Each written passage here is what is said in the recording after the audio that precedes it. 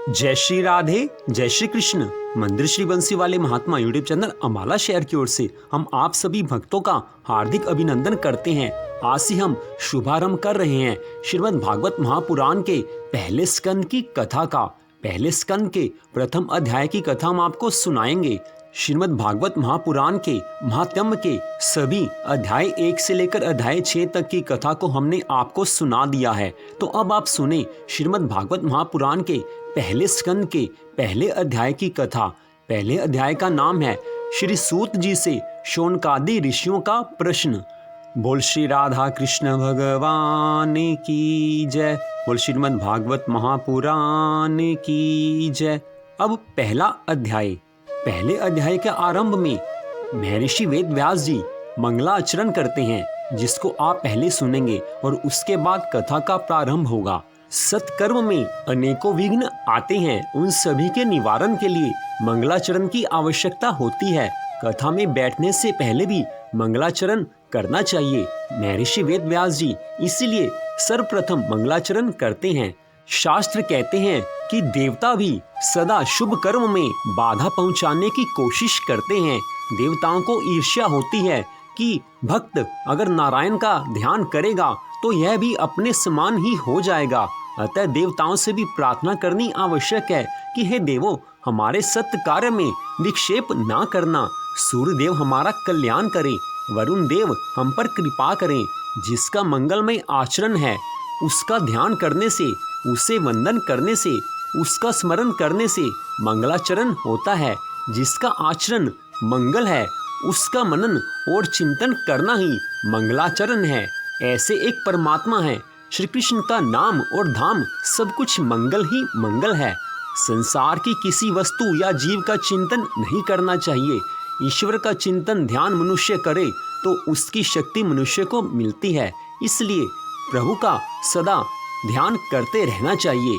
इस कथा में भी वेदव्यास जी महाराज जी ने सबसे पहले मंगलाचरण किया ताकि किसी तरह का विघ्न उपस्थित ना हो सके। महर्षि वेदव्यास जी कहते हैं कि जिससे इस जगत की सृष्टि, स्थिति और प्रलय होते हैं, क्योंकि वह सभी सद्रूप पदार्थों में अनुगत है और असत पदार्थों से अलग है। जड़ नहीं, चेतन है, परतंत्र नहीं, वह स्वयं प्रकाश है। जो ब्रह्मा अथवा हिरण्य गर्भ नहीं, प्रत्युत उन्हें अपने संकल्प से जिसने उस वेद ज्ञान का दान किया है, जिसके संबंध में बड़े बड़े विद्वान भी मोहित हो जाते हैं। जैसे तेजों में सूर्य रश्मियों में जल का, जल में स्थल का और स्थल में जल का भ्रम होता है, वैसे ही जिसमें यह त्रिगुणमयी जागृत, स्वप्न, सुषुप्ति रूपा सृष्टि मिथ्या होने पर भी अधिष्ठान सत्ता से सत्यवत प्रतीत हो रही है, उस अपनी स्वयं प्रकाश ज्योति से सर्वदा और सर्वथा माया और माया कार्य से पूर्णतः मुक्त रहने वाले परम सत्य रूप परमात्मा का हम ध्यान करते हैं। तो इस प्रकार वेदव्यास जी महाराज जी ने यह मंगलाचरण किया था। अब कथा प्रारंभ। एक बार भगवान विष्णु एवं देवताओं के परम पुण्य में क्षेत्र नैमिषारण्य में शौनकादिक ऋषियों ने भगवत प्राप्ति की इच्छा से सहस्त्र वर्षों में पूरे होने वाले एक महान यज्ञ का अनुष्ठान किया। एक दिन उन लोगों ने प्रातःकाल अग्निहोत्र आदि नित्य कर्मों से निवृत्त होकर सूत जी महाराज जी का पूजन किया और उन्हें ऊंचे आसन पर बैठाकर बड़े आदर से यह प्रश्न किया। ऋषियों ने कहा, हे सूत जी, आप निष्पाप हैं।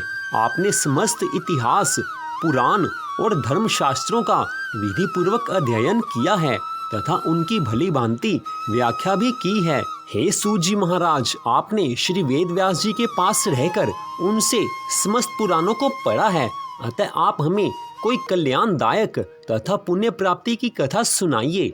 इस पर सूत जी कहने लगे, हे ऋषियों, जो महाप्रभु सब जीवों का पालन करते हैं तथा महाप्रलय भी वही करते हैं, जो अपने तेज से स्वयं प्रकाशित रहकर सभी देवताओं को भी ज्ञान प्रदान करते हैं तथा जिनके बल पर संपूर्ण सृष्टि का संचालन होता है, उन्हीं श्री हरि भगवान का पूजन करते हुए महामना श्री वेद व्यास जी कहते हैं कि श्रीमद् भागवत महापुराण में ऐसे परम धर्म का वर्णन किया गया है जिसके कारण कपट तथा लोभ आदि जड़ से नष्ट हो जाते हैं। उसमें ऐसे निर्गुण धर्मों का वर्णन किया गया है जिनके पालन से तीनों ताप एवं समस्त पाप नष्ट हो जाते हैं और संसारी प्राणी के हृदय में भगवान के भक्ति का निवास हो जाता है। हे सूत जी महाराज, मनुष्य मात्र के कल्याण का ऐसा उपाय बताइए कि सभी भगवान की शरण में जा सकें। कलयुग के शक्तिहीन मनुष्य भी जिसका उपयोग कर सकें, ऐसा कोई साधन बताइए। इस कलयुग के मानव मंद बुद्धि और मंद शक्ति हैं, सो वे कठिन मार्ग को नहीं अपना सकेंगे।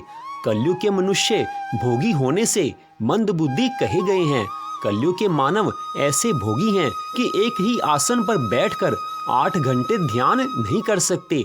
वे अपने को चतुर मानते हैं, किंतु व्यास जी ऐसा मानने को तैयार नहीं हैं। संसार के विषयों के पीछे ही जो लगा रहे उसे प्रवीण कैसे कहा जाए। शास्त्र कहता है कि 100 काम छोड़कर भोजन करो, 1000 काम छोड़कर स्नान करो, लाख काम छोड़कर दान करो और करोड़ों काम छोड़कर प्रभु का स्मरण करो, ध्यान करो, सेवा करो। किंतु कलयुग के मनुष्य जो काम करना है उसे नहीं करते हैं और जिसे नहीं करना है वही पहले करते हैं। इसी से व्यास जी ने उन्हें मंद बुद्धि कहा है। हे प्रभु, विस्तार पूर्वक आप श्री कृष्ण कथा सुनाइए। कृष्ण कथा से तृप्ति नहीं होती, वैसे ही दर्शन से तृप्ति नहीं होती। द्वारका के कृष्ण का स्वरूप दिव्य है, श्रीनाथ जी का स्वरूप मनोहर है, दर्शन से तृप्ति नहीं होती। भगवान की मंगलमयी अवतार कथाओं का वर्णन करो। भगवान की लीला कथा सुनकर हम कभी तृप्त होते ही नहीं हैं। कलयुग में जब अधर्म बढ़ता है तब धर्म किसका आश्रय लेता है।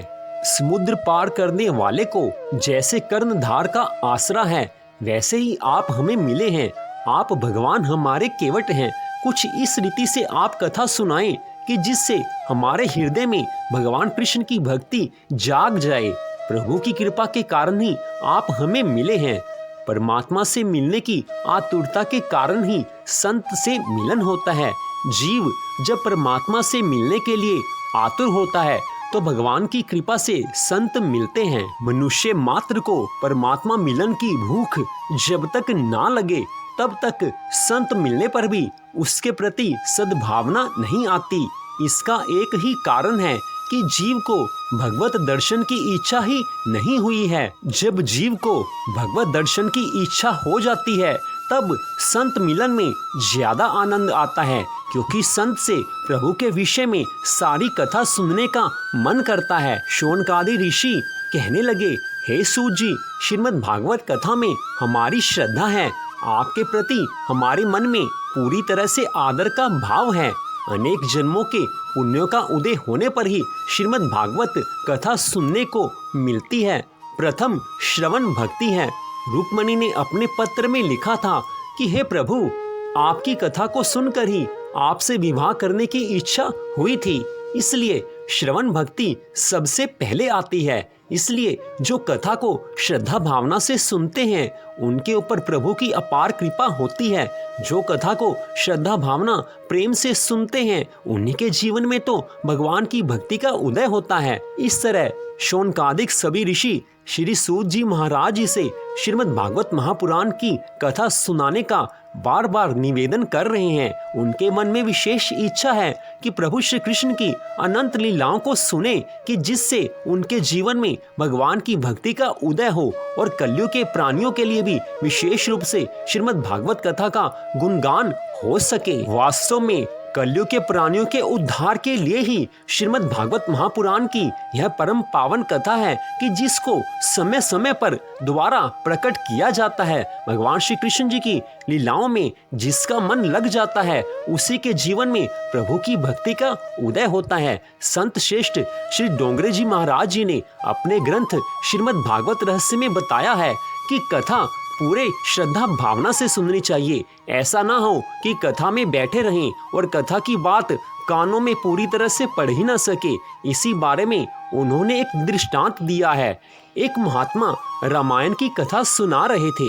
कथा समाप्त होने पर किसी श्रोता ने महात्मा से पूछा कि कथा तो सुनी, पर मुझे यह समझ नहीं आया कि राम राक्षस थे या रावण। तो महात्मा ने उसे उत्तर दिया कि न तो राम राक्षस थे न रावण, राक्षस तो मैं ही हूँ कि जो तुझे कुछ समझा ना सका। तो इस प्रकार कथा नहीं सुननी चाहिए, कथा पूरी श्रद्धा भावना से सुननी चाहिए। श्रीमद् भागवत महापुराण की कथा प्रभु की अनंत कृपा के बाद, मनुष्य के बड़े जन्मों के पुण्य कर्मों के बाद ही सुनने को मिलती है, तो कथा को पूरी श्रद्धा भावना से सुनना चाहिए।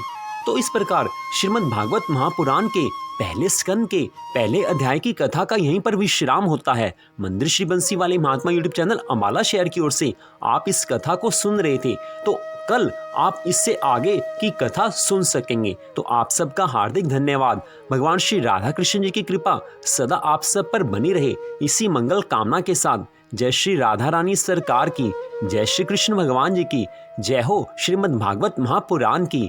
जय जय श्री राधे, जय जय श्री राधे, जय जय श्री राधे श्याम।